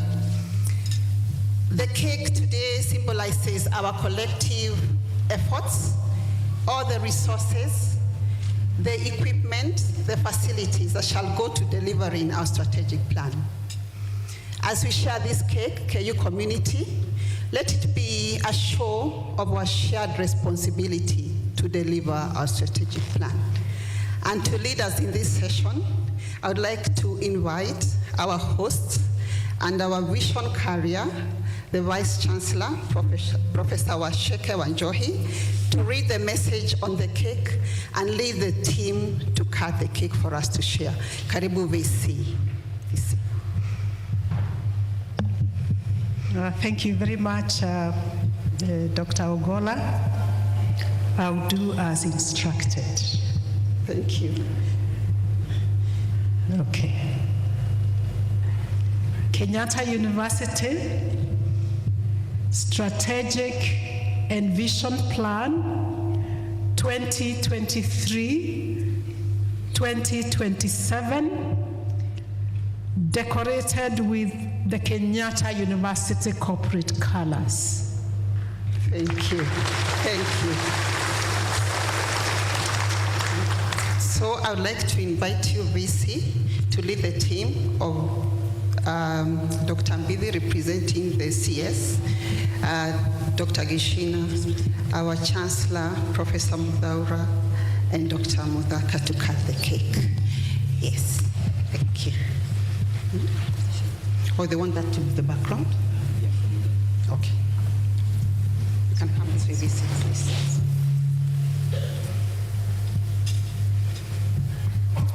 So our VC is cutting the cake, leading the team. Kindly let us all hold the knife. Some music, please. Yes.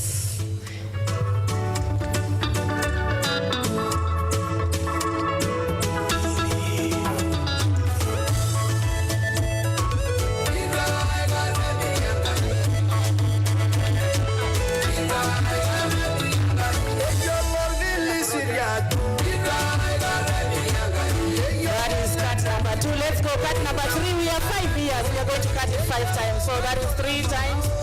Let us cut it 5 times. That is 3 times. The 4th year, tunakata mwaka wa 4. And the final year, let us cut it 5 times. Makofi tafadhali. Makofi tafadhali. Thank you very much. It symbolizes 5 years. And now we have to confirm the test. And by the way, for our guests, this has been baked here at Kenyatta University. It is also part of the strategy. Our strategic plan incorporates everyone, and we have a hospitality department as well, and a directorate of catering. Now we would like to have the Vice Chancellor presenting the cake to the chief guests, to the chairman of council, to the chancellor, and the representative of our partners, Q. Yes, I know we are all expecting to be told, hii keki imetengenezwa na sukari na iko pia na vitu tamu na kali, na hii keki ina represent, but this particular one has strategies. Professor, What are the strategies once again? The strategies are very clear. This is the document that is going to guide the 3 divisions that we have: the division of academics, the division of research, innovation and outreach, and finally the division of admin and finance. Okay, get ready to be served the cake. As the Vice Chancellor serves the cake, please, you also swallow it in spirit. Tafadhali saidia chief guest to swallow the cake. And now, Madam Vice Chancellor, here presenting the strategic cake to the chief guest. Anapokea kwa mikono miwili, makofi tafadhali. It is now confirmed that it is in the mouth and going down the throat, and as well yours should be, and that is the Chancellor. Makofi kwa Chancellor enjoying the cake. Q representative on behalf of partners and our chair of council's representative. They have all received the cake except the VC needs to have the cake as well going down her guts. And now Madam hapo namuona 2 pieces. She takes the bigger one, I think. Yes. Oh, nice. Thank you, makofi kwa VC. Thank you very much. And all of you, please feel free to swallow your cake. I guess it is in your mouth. Thank you. Thank you very much for that session. I will request our chief guest and the entire team, except Madam Vice Chancellor. The rest, kindly, you may take your seats. Music, please, as they take back their position, and please be seated as well.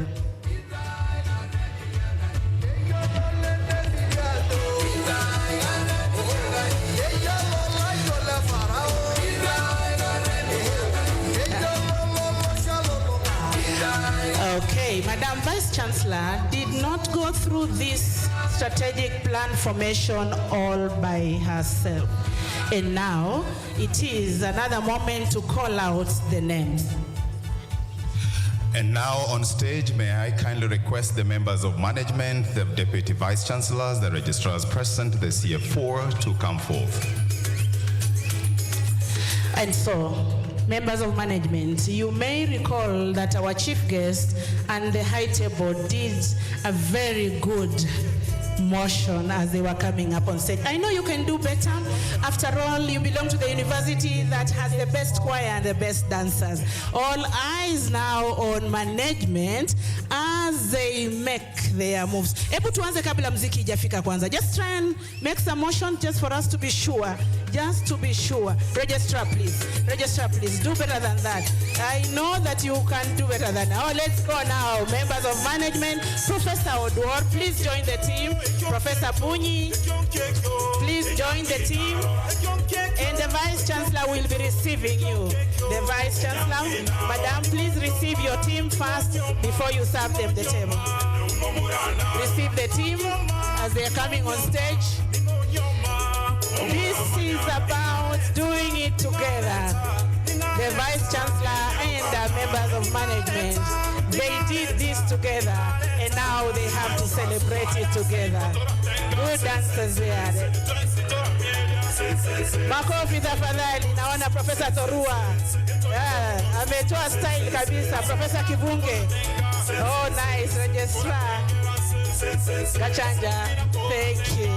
Thank you very much. All right, now our Vice Chancellor will present a piece of cake to the team, the members of management. You are good dancers, tumeona. It is time for them to receive a cake. You are also allowed this time to swallow a second piece. Ile ya kwanza ilikuwa ya mgeni mheshimiwa. Sasa hii ni ile ya university. Please, the VC is serving us a piece of cake, starting with members of management. When your division receives a cake, makofi tafadhali. Division of administration, makofi tafadhali. Division of research has received a cake, makofi. Wale wajapokea mtulie mtapata. And now we are in academic. Makofi tafadhali. Alafu tuko kwa administration tena registrar. And finally we still have the registrar Rio receiving the cake, Makofi. And very finally we have the a sign of a sharing spirit, Registrar Corporate Affairs amepokea. And Madam, please present to us all a piece of cake. Lucy, please. The VC is presenting to the entire university a piece of cake. Mpatie Madam keki tafadhali, apatie watu wake. Yes. As our management, my dear, I love you, my dear, I love you. All right, it is now Kenyatta University community receiving a piece of cake. Hebu weka sura ya kupokea cake. Unaweza fungua mdomo ukipenda upokee cake. Unaweza piga makofi ukipokea cake. Wale wamehuzunika, shauri yenu. Tuko ndani miaka 5, Tuko ndani miaka 5 eating this strategic cake. There goes. Please an applause as Madam Vice Chancellor presents. Be sure you will receive the cake. Inakuja sasa hivi. Dr. Lucy Ogola has a strategy to ensure everyone will taste the piece of cake. Pokea cake ya Vice Chancellor. Pokea cake, Madam Vice Chancellor. Thank you so much. Nina imani mimi pia kama MC wakati itafika na nitapokea cake. Lakini kwa sasa wacha nikule kwa macho just like the rest of you there, and it is okay. Our members of management, whenever you're ready, please take your seat. VC.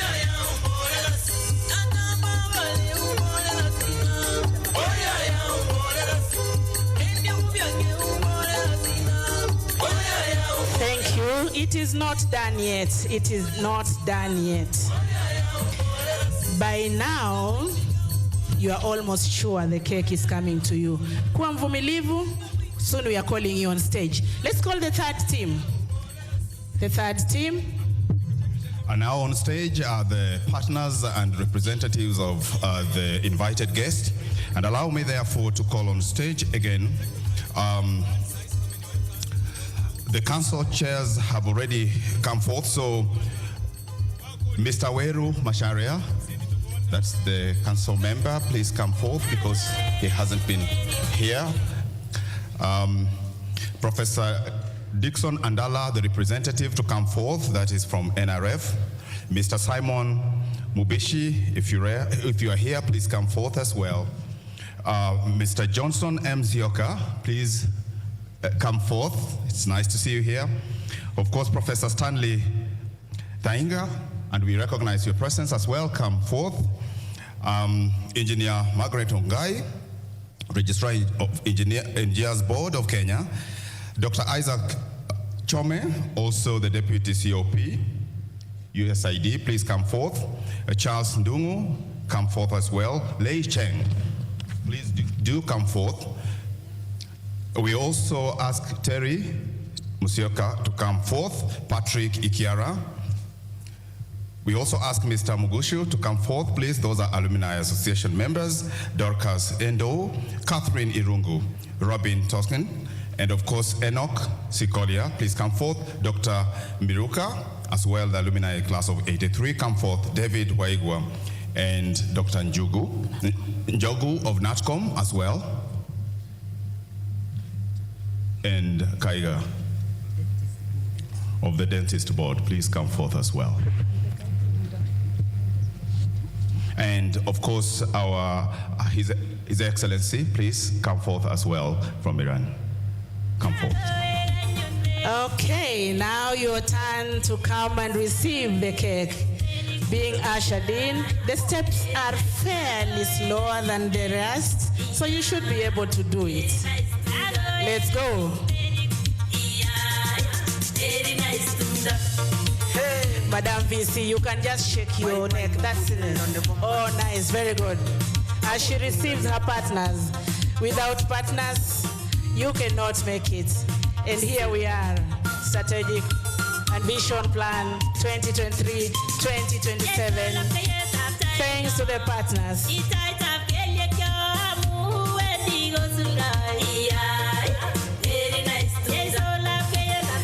for you there, you can be smiling, you can be shaking your neck. Hii muziki ni shingo tu na uko sawa. Kama shingo ina shida, unaweza tumia mguu.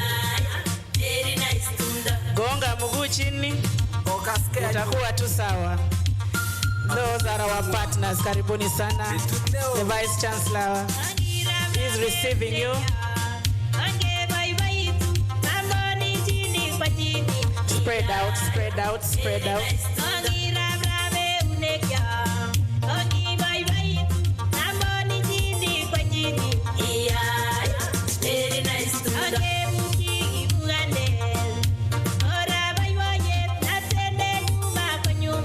Happening now at Kenyatta University Amphitheatre, celebrating the launch of Strategic and Vision Plan 2023-2027. On stage are our partners, Kenyatta University, partners on stage, alumni as well. Here, strong people, strong base, our stronghold. The partners are here celebrating with us our Strategic and Vision Plan launch. Receiving the cake, they are all very happy faces here. Congratulations, Kenyatta University. You have made it, made us proud on this day as we launch our strategic plan.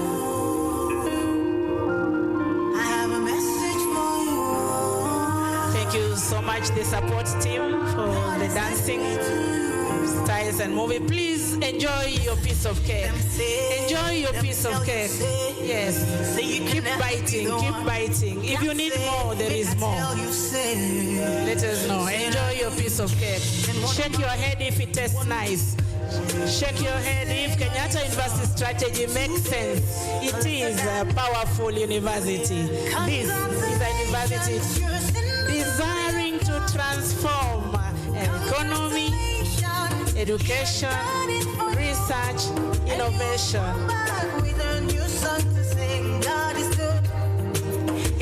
And finally, the last partner. Thank you very much. Those are the partners received a piece of cake and taking a photo with Madam Vice Chancellor there as well. Don't pause, just do something. Eat, you can swallow, you just do something. The official photo will come. So we want it to be really relaxed. Thank you so much, our partners, and now Madam Vice Chancellor. Thank you so much for this session. We can now exit the stage. Thank you. Muziki tafadhali as they get back. We'll come back with the Lord.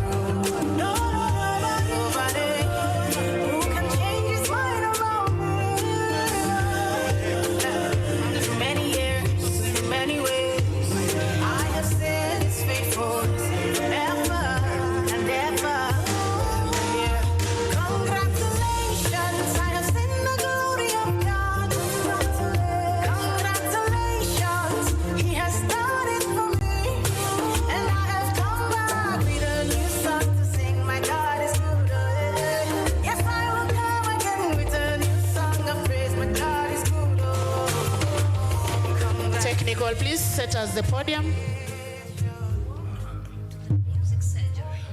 Ladies and gentlemen, we have now come to the end of this, but before that happens... And before you say that, Professor, I want to assure everyone that, and I would like to pause this as a voice of the Vice Chancellor, you will all receive a piece of cake. I hope I tried the voice. Thank you, please. At least now I can see more smiles from the audience. Thank you so much for that guidance. And now allow me to call the Deputy Vice Chancellor, Research, Innovation and Outreach to come forth and give us a vote of thanks.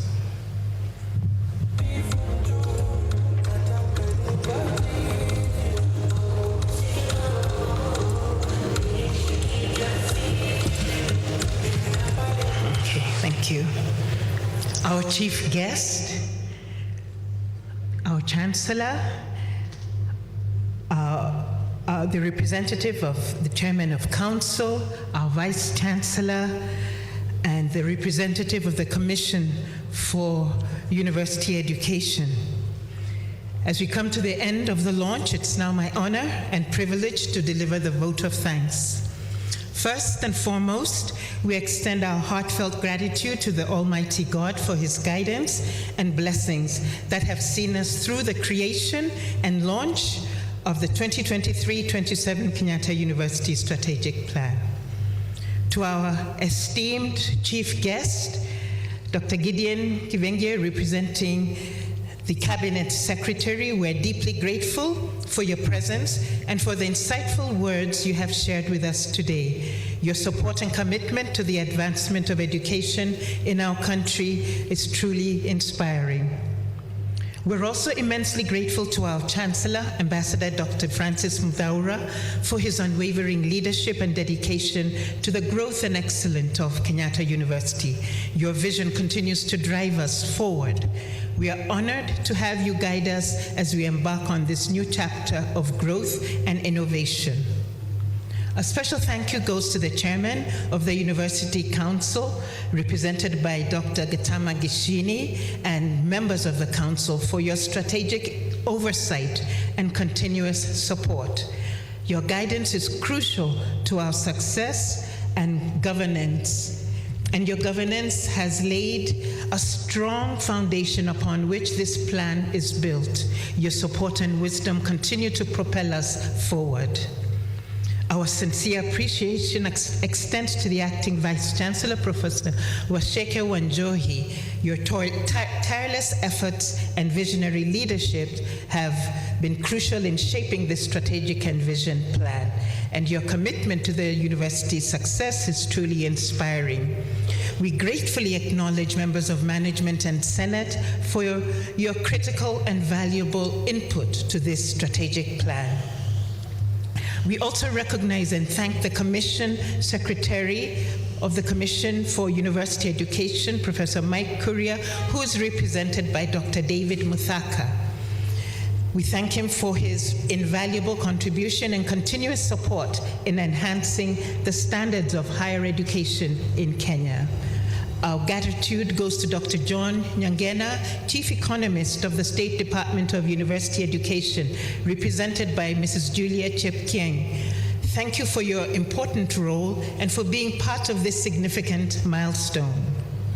To Professor Maina Mwangi, Chairman of the University Strategic and Vision Plan Committee, and all the members, your hard work, dedication, have culminated in the comprehensive and forward-looking strategic plan, and thank you for all your efforts.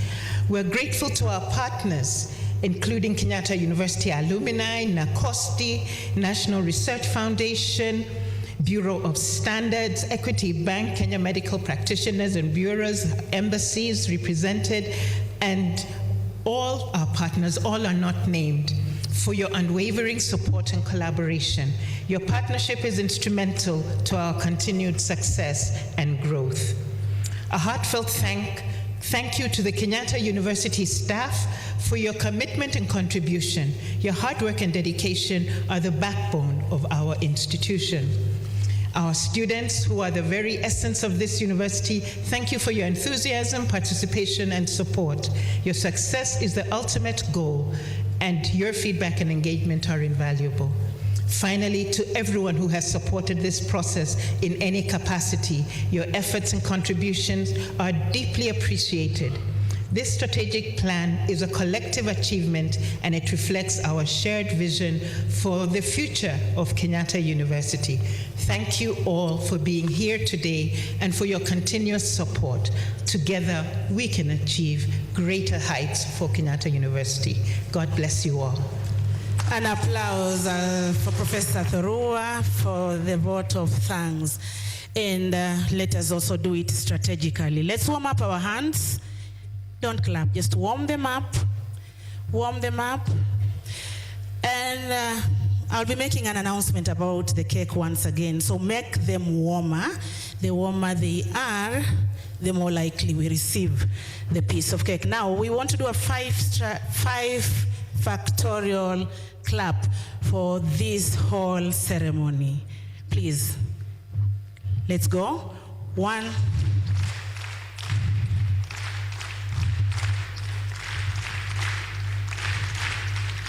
It's clear. Thank you very much. It's very clear that some of us did not attend the maths class, but it is okay.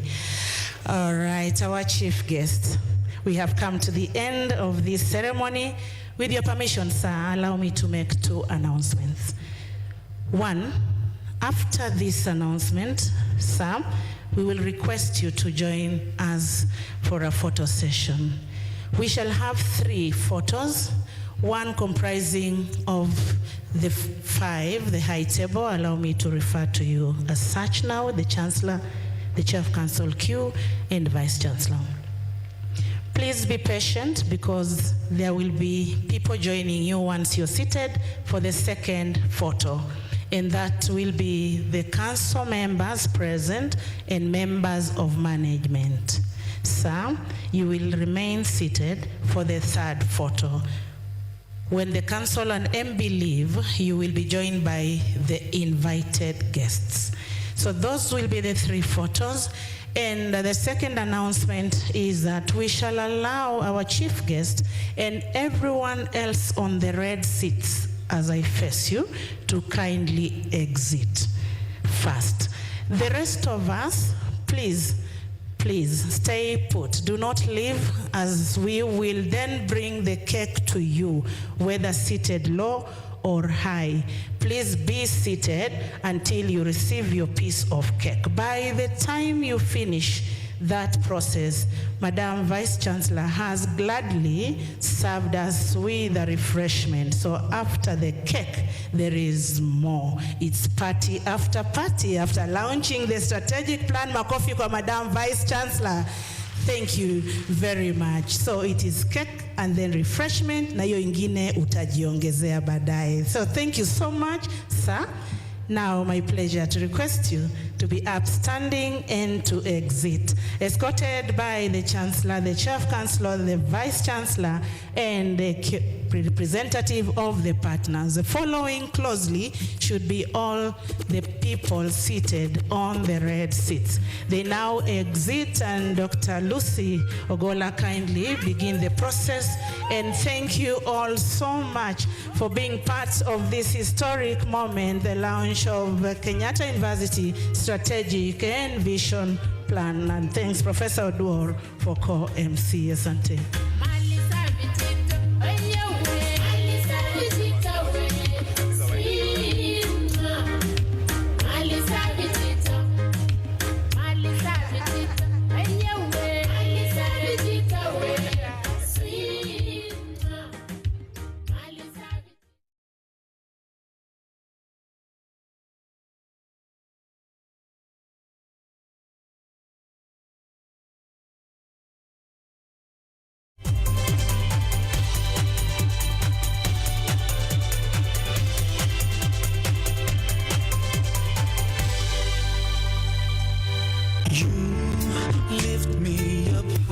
Siku hakikisha kwamba katika mwezi mtukufu wa Ramadhani zile suna za baadhia unaziswali kiukamilifu. Huo ndio utamu wa Ramadhani. Wewe hakikisha kwamba swala za usiku hazikupiti. Wanasu niyam, ili hali